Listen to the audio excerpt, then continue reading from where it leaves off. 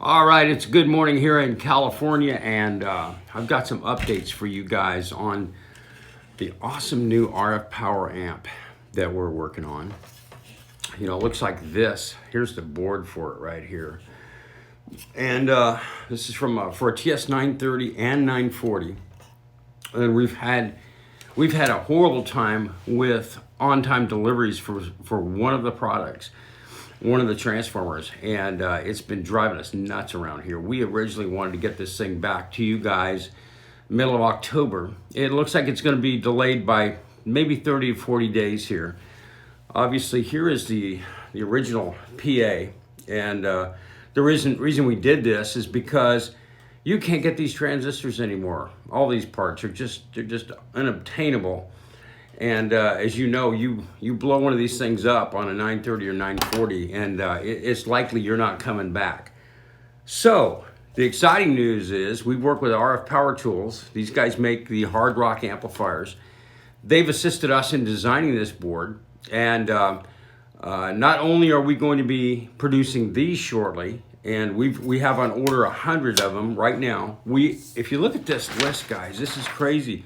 This is the number of pre-orders, and some of you guys are part of this pre-order where we're going to give them to you for $299. They're going to go for $349. The upgrade kit is going to eventually sell for $349. We're still taking pre-orders for the $299 price, which is pretty cool. We use an LD-MOS chip in this thing, which is a really, really rugged part. You've heard a lot about LD-MOS. They're expensive, but they last for a long, long time. This amplifier is going to be rated at 100 watts. You might get 110 out of it, but we don't advise you to try to turn it up at all. In fact, I think it's not going to be possible, I don't believe, to turn it over 110 watts. But and here's why. A lot of people ask me this question: why don't you make it for 150 watts, or why don't you make a 200 watt board?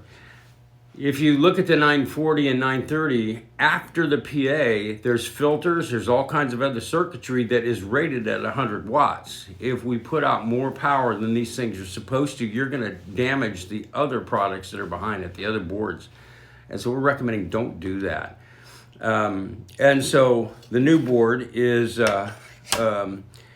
operated at 50 volts. So what we've done here, which is kind of unique, is one part of this side of the board is all a 50 volt conversion. So we take the 28 volts, we up it to 50 volts because the LD-MOS products all run at 50 volts. And from there, we convert it to 50 volts, and then we can take the input, run it right through the FET, right to the output. And I got to tell you, I've looked at the resultant spectrum analyzer displays on this thing, and man, it's right in there. The second and third harmonics are nice and low where they should be. A couple of guys have asked me about that, and man, I appreciate that question for sure. And so it's exciting to see this coming up. There's a huge shortage on parts.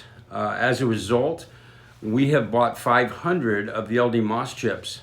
Some of these chips right now are out a year delivery, and it's because of all this stuff going on in Long Beach and other ports. They're sitting off the coast, and there's delivery time issues all over the place. What delayed this is a transformer, the output transformer. We spec'd this in, built the product, had the prototypes ready to go, and they work great, but then we couldn't get the part. I have been working with Germany, and we finally got 40 pieces coming in. So we have 55 pre-orders right now. It's the end of October, 20th of October here. And we've got some coming. We have 40 of them coming. We have another 300 on order, which will be here in 16 weeks. And so we're going to be able to fulfill some of your orders when those get here. We're estimating sometimes toward the middle to the end of November, we should be able to start shipping everything. And so we're delayed by a good month. But right now, who isn't? I mean, that's part of the problem. The delivery times are just horrible right now. The other piece of good news is that we've decided, when I was in the Huntsville Hamfest in Huntsville, Alabama recently, the one question I had a lot of people ask me is, what about the ICOM 761 and 765? Similar problem. The PAs go out, you can't get parts for them, and the power supplies are always an issue. So we have obtained a 761 and we have a 765 coming.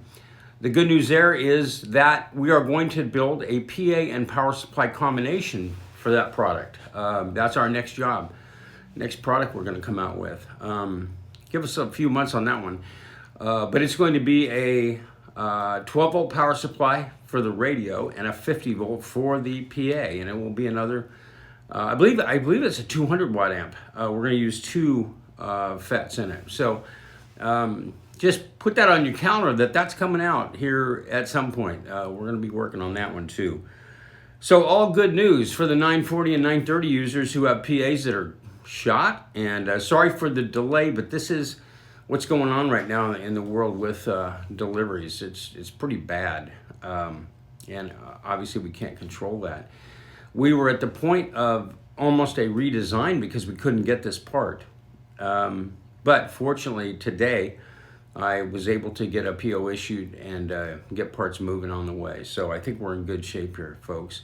Thank you for your pre-orders. If you have any questions or comments, you can email me, Jeff_Hilliard, HILLIARD @me.com. That's one way. You can go to the contact page at k6iok.com. That's another way, and fill out the form and send me an email. That works, or my phone number in the upper right corner of our site, 916-205-2200, if you need to give me a ring. So I think that's it. We have about 100 of the power supplies left, 100 of the Quint power supplies. That source may have dried up for us. I'm not sure. We originally bought 500 of them, and it's a good thing we did because they're becoming hard to find. So we'll still be looking for those. There are some other power supplies that we can use for the 940 and 930 kits if those do dry up, but we have 100 left in stock, so we should be in good shape. If anybody needs the service, or you need some advice on your radio, you can always call me. We don't do any work on the radios, unfortunately. We try to stay away from that because I'd be buried if I did. There are a couple of other resources out there. You can go to the forum, the TS-940 and 930 forum at Groups.io, and that's a great place to go get some advice from experts like Dave Phillips and Dave W3CRR, I think is his call, and great resource for these radios. So anyway, thank you guys for listening. We got a Zoom meeting coming up on the 30th. No, yes, the 30th of October. The 30th of October. I'll put that on the front of our site so you guys can get the link for that. I think it's at 9 o'clock in the morning Pacific time. And we'll have a Zoom meeting and we can talk about all this stuff, okay? Thanks very much, you guys, for listening, and talk to you later.